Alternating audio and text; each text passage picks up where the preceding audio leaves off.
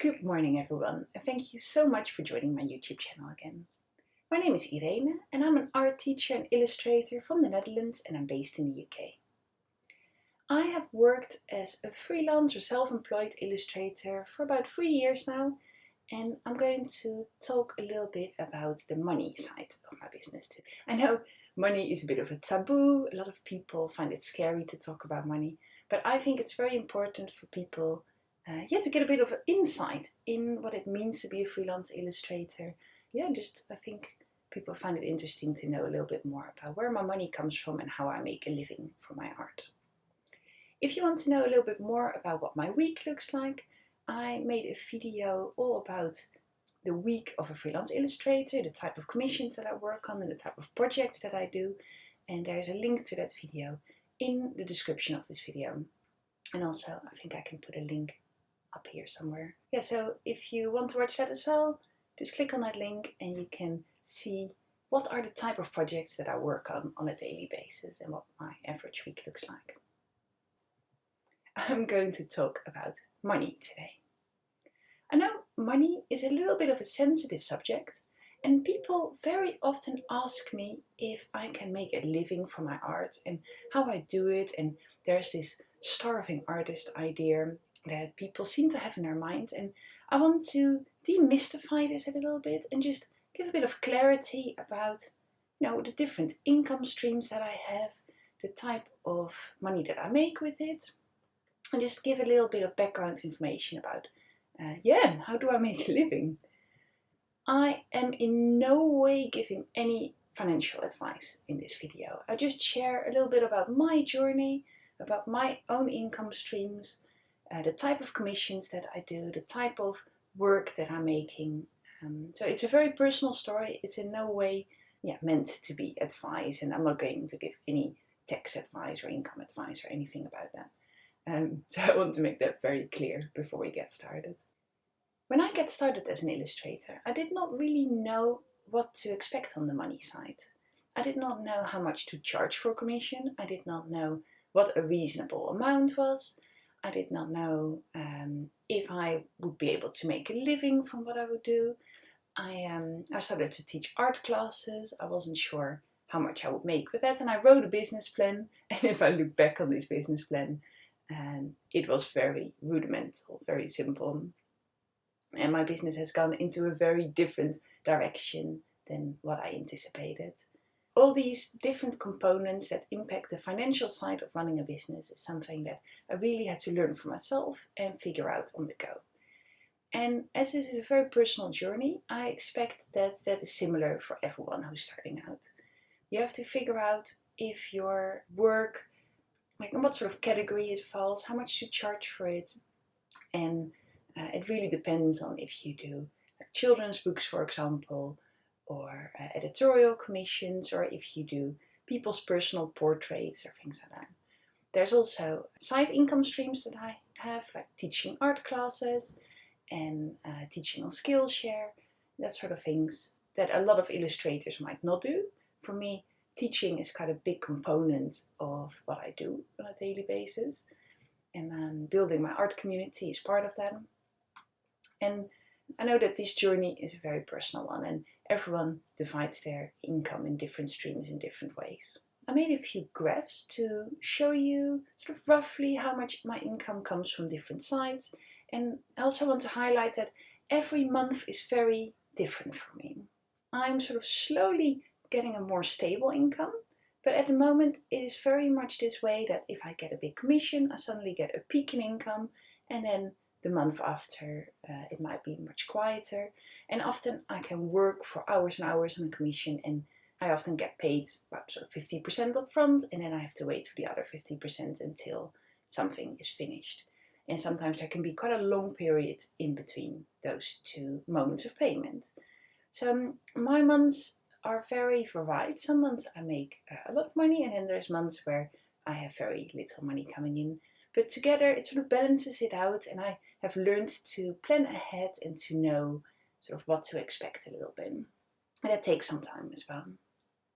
The months that I have a high income, they sort of pay for the months that I have a lower income. and there can really be like a few £1,000 difference between the two. So in some of my months I only make like 900 or £1,000, and then there's other months where I make a few £1,000. So there can be quite a big difference between the two, and I have to live from my richer months in the months that I make a little bit less income.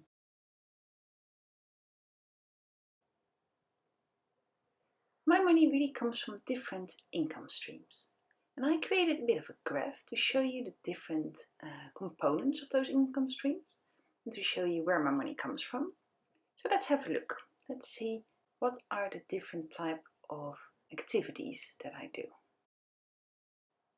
The first and quite large component is commercial commissions.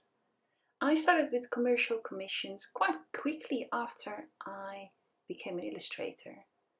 People found me on Instagram or on my website and asked me to illustrate books or to illustrate for articles.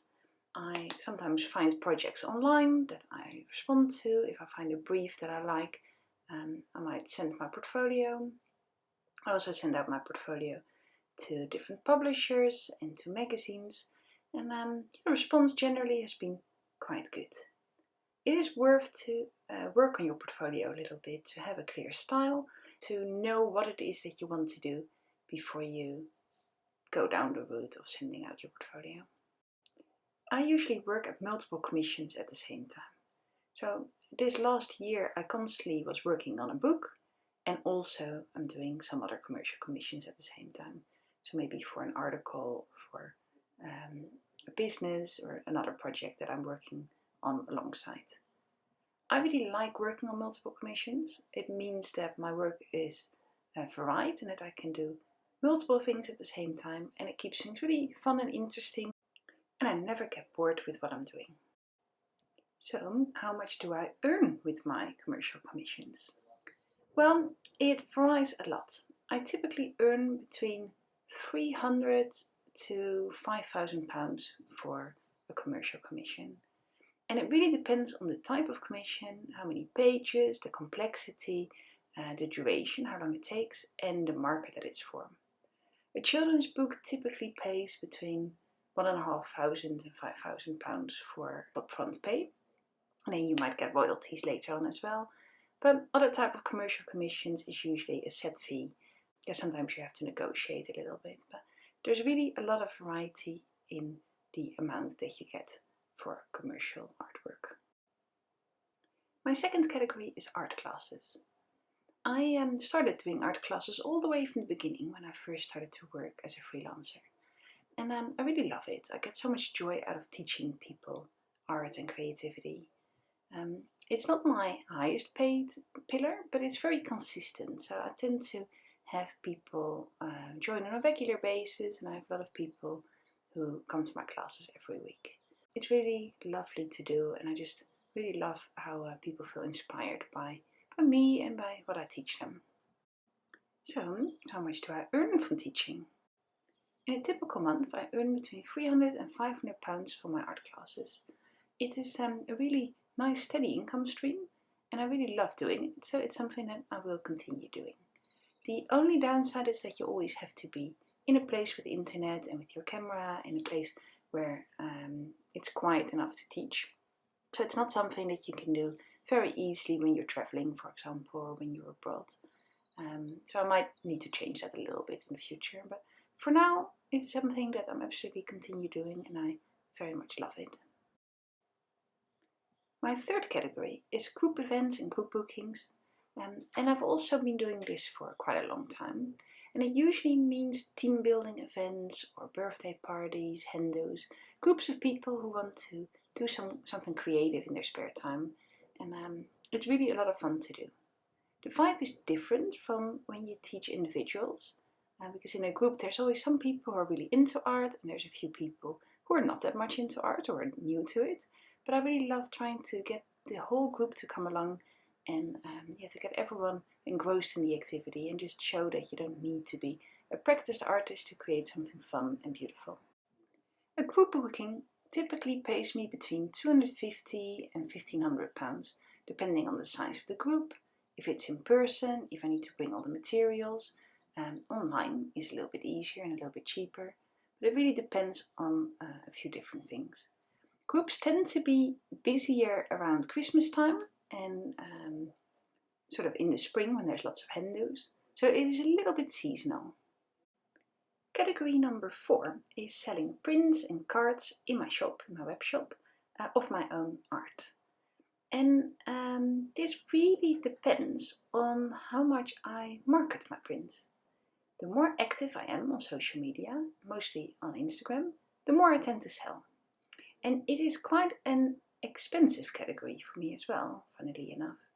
This is because I need to buy paper, printer paper, ink. I need to spend time in packaging everything and making it all look nice and sending it off, sending postage, all these sort of things. So it's something that I love doing. There's no greater joy than knowing that someone really loves your art and hangs it in their home and gets joy from looking at it every day. But it's also something that I tend to spend more time on when I'm not super busy with other things. When I'm really busy with commercial commissions, for example, I tend to neglect this a little bit and then I don't make that much money with it. But that's okay, because sometimes you're busy with other things and you cannot always do everything at the same time. I usually make between 125 and 300 pounds a month by selling my own art. But again, it really depends on how much energy and time I put into it. Category number 5 is personal commissions. A personal commission to me means when someone asks you to make a pet portrait, for example. So when your client is a person and not a big corporation or a magazine or something. And I used to do more of these. I used to get approached over Instagram quite often for people asking me to make a portrait of their pet or of their grandchild. And I used to do this quite often, but I tend to be a little bit too busy with other things nowadays to accept many personal commissions. I do this for friends and family quite a lot. So things like birthing cards or wedding invites and little gifts and stuff. And when I do it for friends and family, I often do it for free. So it's not a very lucrative part of my business, but it's really fun to make something that is super personal to people. There's almost no more personal thing to make than a piece of art that really reflects the person someone loves or their favorite pet. So I would charge between 80 and 250 pounds for a personal commission, but as I said, I don't really take them on very often anymore, only for very special projects and for friends and family, which I often do for free. Doing work for free is a whole topic in itself, and I might make a video about this one day. Often corporations are really cheeky and ask you to do work for free, which I would almost never do unless it's for a good cause or for a charity where the entire event is for free. But for friends and family, I would make exceptions, because if you can't make things for free for the people you love, then come on, what is your friendship, right? So if I have time, I can do that. And that brings me to my last category, which is my community. I put this in because I am building a creative community on my website where I teach art classes and I host workshops, and there is a forum, a place, like a group where people can share their art and talk about it, and where people can find art blog and do art challenges and lots of different things, which I am going to charge for at some point soon. If you join now, you become a founding member and you can join for free, but at some point that is going to change. But I also think community is so important when you're an artist. It doesn't matter if it is Instagram or the people around you or your network of businesses and people that you work with. Without a community around you, it's really hard to find any work. Having a community is absolutely priceless. I know it sounds really super cheesy, but it's true. Without the people around you that support you, whether these are personal connections or professional connections or people on social media, it's really hard to be an independent freelancer. We don't have colleagues to rely on, we don't have a business that we work for to rely on, or a boss, a manager who supports us. So we have to find these people around us ourselves. And it's really hard to make a living out of something if you don't have a community of people around you. These are the income categories that I wanted to highlight today. And it's worth noting that there's a lot of ways that artists make money that I have not listed here because I'm not using them. For example, Patreon. I know lots of people are really successful on Patreon and they really love it and they build a community there that supports them. I am sort of doing this directly on my website, so I've never really needed to use Patreon, but it might change in the future. Another category is print-on-demand websites, such as Society6 or Redbubble. There's a whole few of them.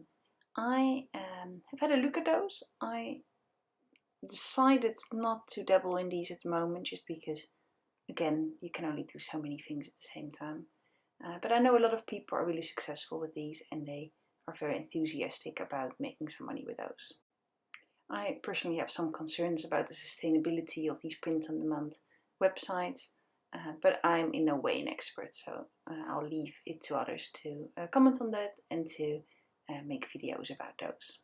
Another big marketplace is Etsy. Again, something that I do not use because I sell everything on my website directly. I've never really felt the need to open up an Etsy shop. But I know lots of people have really great experiences by using Etsy, and I might look into this in the future as well. It might be easier if you want to sell to the US, for example, from Europe, or the other way around. But again, not an expert, but I might explore this in the future. And platform that I do have experience with is Skillshare. So I am a Skillshare teacher. I am teaching 2 classes on there at the moment and I'm filming a 3rd one. And I'm not sponsored by Skillshare, but if they do want to sponsor me, then they know where to find me. I think that would be great. But I absolutely love them. I think there's so much potential on Skillshare. There's so many great teachers on there. And I think that it makes me quite decent money, considering how much time I have to put into it. I have to answer some student questions sometimes and engage with my community on there. But generally I had to film the class once, and then once it was all uploaded, it has very little maintenance. So it's almost like a passive income stream, which is really great. It's what you want as an artist, right? I really hope that you enjoyed that and that you got something useful out of it. Perhaps it will help you on your own art journey. Perhaps it answered some questions that you were wondering about the possibility of making a living as an artist. I knew it took a little bit of time for me before I felt more confident in my own abilities and until I felt comfortable making a living from my art. And everyone needs to take this journey in their own time. I don't think there's anything wrong with keeping a part-time job next to your illustration work for as long as you need to, because it can give you the freedom to explore your creativity freely without too much pressure on it to make a living from your art.